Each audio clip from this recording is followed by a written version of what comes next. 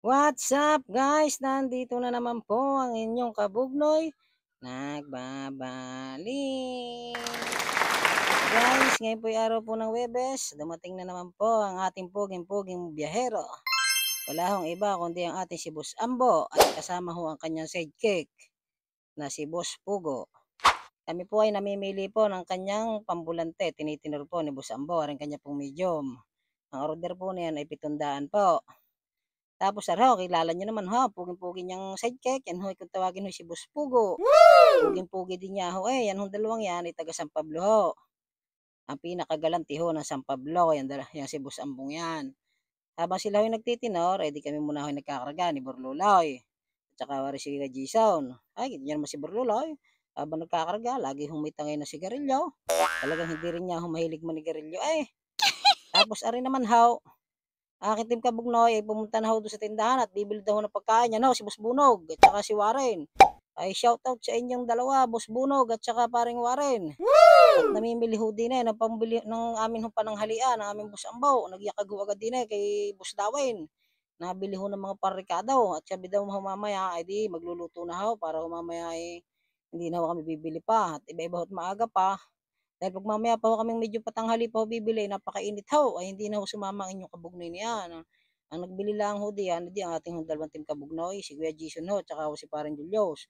Yan po, si Boss Daway, kita nyo ho, pahiya-hiya pa, may paganyan-ganyan pa, hindi yata ho sanay sa camera. Ay, pabayaan mo na Boss Daway, minsan ka lang uli makasama sa kabugnoy, sa video ng kabugnoy. Ari na may para din sa atin, lagi ka makikita dito, dito kami lagi nabila Tapos ari naman ho si Boss Ambaw, ay yaw, may kabangkaan ho daw kanina. Tapos naglipat na ho din ho sa karnihan. Ang nakapisto naman ho din ating isang team kabugnoy din ho. Si Boss Raymar to yan. Tsaka ho rin nagtitinda ho ng karning aray. Ay shoutout sa iyo, Boss Raymar. Tapos rin si Kuya, ay siya ho magtatadtad ng karning bibilhin. Ay sabi ho ni Boss Ambaw, ang kanya daw ang bibilhin. Ay limpo naman ho. Anong maiba-iba naman. Talagang pinapagayat na ho yan. Ang bibilhin yata ho niya limpo, ay di halagang 300 piso lang ho. Kaya nga, para naman daw ho kumasya ho sa amin. At kami naman, hoy, walo ho lang ho kaming kakain ngayon at wala ho ang ating isang team kabugnoy na si Uti Rujaw, nagbabakasyon ho. What? Natrabaho pala ho, na doon yata ho sa Bacolod. At naghanap muna ho na ibang trabaho at medyo mahina ho ngayon dito ang trabaho. At rin naman ho si Uti Raymar, di tuwan-tuwa nga ho at nabidyuhan na naman, ni kabugnoy, may pakaway-kaway pa, ay shoutout sa iyo, Boss Raymar. Pagkatapos ho niyan, ay ari ho aming Boss Ambaw, ay bumili ho din naman ng bigas. Kanila pa rin ho yan. Doon pa rin ito sa Anet Lumi House po. Nabili po dyan ng bigas. Ang binibili daw pong bigas na diyan, ni Boss Ambaw namin, ay di 1 kilo lang ho, 1/4. Medyo kaunti lang ho kami ngayon. At sabi nga ho, baka naman daw hindi maubaw sa pagkagayon. Tapos aring tatlong aray, pagkakadaya din. Aba, ay may pasisto-sisto pa. Bakit nung bumalik sa budigi wala man lang kadala-dala? Lugay, si Kabugnaw at saka si Borluloy naiwan daon. Tapos sabi pa ng mga rin pa merienda pa. Ay babawi kami sa iya, Busambaw, lagi ka palang ganyan ha, pagka kayong nabili. Ay sa susunod, ay kami naman ang sasama ni Borluloy para namang maiba-iba. What? Aba, ay nalaban pa ng bangkaan. Tapos arhew, at nandin nabili ko na pang ulam mga kumparan Julius. Ay pagkakadami din nga ho din putahe ano ga aray? Di ko ho maintindihan na yan kadamihan ho ng paninda ng pagkain, masasarap din ho yan. Tapos saktong nabili ko nga kay parang Julius, nakita pala ho yung kanyang kumpare, si parang Lupin ho niya, tsaka ang kanyang kumare ho. Pero ho'y taga-Ulbok din ho, yan ho ay napakabait din ho niya, yung kumpare ni parang Julius na yan, kung tawagin ho yan si Boss Lupin. Shoutout sa'yo, kuya. Tapos ariho, yung si parang Julius, ariho, nagpapabalot na ho, na kanya binili. Tapos sa partihong yan, di yan ho, at pauwi na ho ang ating team kabugno, yung mga yan ho ang bumili ng pagkain. At para daw mamaya, ay di kami ready-ready na lang pagluluto na yan. At medyo gutom na nga din ho ang kabugnoy, pagka gayon ho madalang ho talagang ginagawa, ay lalo ho nakakagutom. Tapos sunod dating ho nila, nadatnan ho kami nila. Kami ho nagbabangkaan diyan ng papa. What? Kabangkaan ho namin diyan, di ari ho isang magsatapa din ari ho si Sidney. Talagang payabang-payabangan ho kami diyan, ay talaga lang hong ika nga ay naku, wala akong magagawa din sa papa pagdating ho sa bangkaan Yari yata ako'y number 1 ng kisaw na ako'y pumapadalwa lang haw pagka ganyang bangkaan. Tapos dala-dala na haw ni Boss Ambo, ari ang kanilang pinamiling aray. At ari naman ho si Burluloy, di yun ho, dinadali na ho ang kaldero, iniis-is na ho, para naman ho pagka kami nagsaing, di malinis-linis ho yung aming saingan. Ipinapakita ko ni parang Julius, di ari ho kanilang biniling aray, di tinitingnan ko nga din ho. Nagbili ho ng kamatis diyan, tapos may mamasitas ho, dalawa agad ho. At ang lulutuin ho natin ngayon, di ari hong limpaw. At ari mamaya ho, mamarinid ho natin ng maganda para naman ho ika nga'y lasang-lasa. Kita niyo naman guys ang sili, talagang hindi ho nalilimutan pagka rin mga rin bumili. Laging may pampagana at dini ho namin iihawin yan. Kita niyo naman ihawan ho namin. Si Barluloy naman ho, di ari ho, isinalang na ho aring kanyang bigas ho. 1 kilo at 1/4 lang ho yan. Hindi ho, ulang ho yan sa isa't kalahati. At kami naman ho kaunti ho ngayong kakain, di ari na lang muna ho. At ako na may takang-taka din sa mga aray, ay usok na din Aba, talaga may upaw pa rin sigarilyo. Hindi ano yan, pati rin magtatapa mayroon ding upaw pa, kitang-kita naman ho, kukuha din lang ng bao, talaga lagi din naman naka-sidsar yung aking kumparing ari, akala mo din na may artistahan na Wow!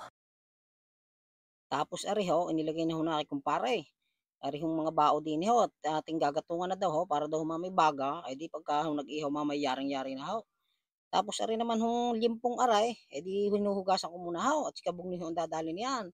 Sabi ko ho, ako naman ang mag-aano niya at baka sabihin niyo naman wala man lang ginagawa inyong kabugnaw, hindi naman ho gayon. At ang inyo naman kabugnaw masipag din ho kahit papaano. Hugasan muna ho natin at para naman ho pag ating kinain ho, ay di medyo malinis-linis ho. Kailangan ho malinis ho para hindi ho tayo magkasakit. Mahirap naman ho pagka yan may dumi, iba ho tayo magkasakit na yan. At yan ho, gagayakan ko na ho yan. Lalagay ko na ho aring, ano ho ito, oyster sauce ho yan, mamasitas ho yan. Para ho pagka ano, di lasang-lasa ho at mamaya natin ho yan, ay mimikos-mikusin na ho natin yan. Unahin ko muna ho ring kalamansi, yan ho ay pampasarap ho yan. Para naman ho, ang ating marinade na yan, ay kumapit hong maigay, tas may kalamansi. Pagka ganyan ho, ay lalagyan ho natin ng konting tuyaw. Yan ho, at nilalagyan na ho, ni Burluloy, ng konting tuyaw. Tapos yan ho, ay lalamasin ko na ho yan, mikos-mikos na ho yan guys. Kita nyo naman ho, pero ang aking kamay naman ho diyan, bago naman ho ako maganyan, sinisigurado ko sa inyo, yan ho, napakalinis ho. Hindi naman ho pwedeng hindi natin lilinisin. Tapos naglagay na din ho ako dyan ng magic sarap para lalo hong lumasa. Tapos tuyo, kita nyo ho. Pinapakita ko ho yung mga ricadong yan, tsaka yung siling hindi ho mawawala yan. Talagang papagahan ho yan para ho makadami ng kain.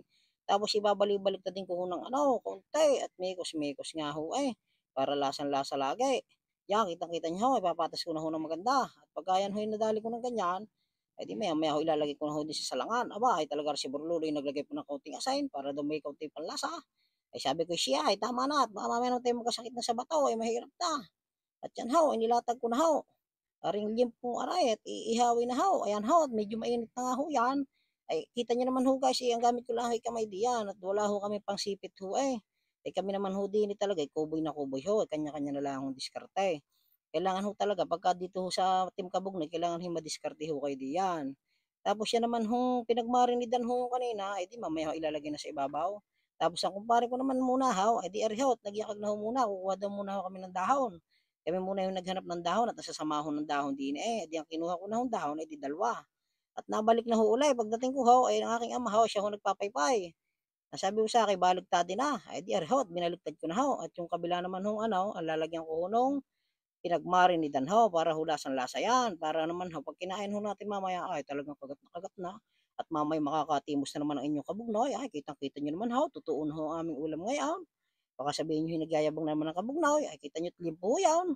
Tapos ariho, sabi ko nga ho, wala pa namang masyadong, hindi pa masyado luto ating pagkain. Tayo muna yung magkarga. At gawa ho mamaya, kahirap naman ho magkarga pagka ho kayo busog na busog. Di sa partihong yan, di binibilisan ko na ho. Isa, dalawa, lima, 6, 7, 10. Kita nyo pang dalaswa yung kabugnoy diyan. Para naman ho makakain na. Sabi ko, dalian na natin. Kakarga ho namin dyan ay 5 piraso. Kita nyo naman ho, saglit lang ho kay kabugnoy. Pagka dumakot ho, talaga namang iba ho pag veterans. Kahit tumaliit naman ang inyong kabugnoy, nako, sa trabaho ho. Hindi ho papatalo yan. Ika nga ho, 11 ho, 12. 5, 6, 7. Talaga naman ang hagis talaga namang kahit malalaki ang kalaban dali yung kabugnaw inihagis pa ho namin yung bakit niya, laman ho na Paul. Gawa na hindi naman ho pipili doon, nakakalat nga din ho At ayan na nga po, lalanta ka na po, titimusan na po ang limpo, grabe naman siya. Quality quality, yan na po ang ating pagkain kanin. Guys, kain po tayo. Talagang napakasarap po kumain pag marami pong magkakasabay. Di mo man sabihin, nadarama ko rin na ikaw ay mayroong ding pag-ibig sa akin. Kahit na anong gawin, hindi may kukubli. Ba't di ba pagbigyan ng aking puso't damdamin? Huwag kang mag-alala, ikaw lang ang ibigin. Ingat ang pag-ibig, tanging alay sa iyo. Mga alaala mo'y saya sa damdamin, puso'y dumadalangin, pag-ibig sana'y tanggapin.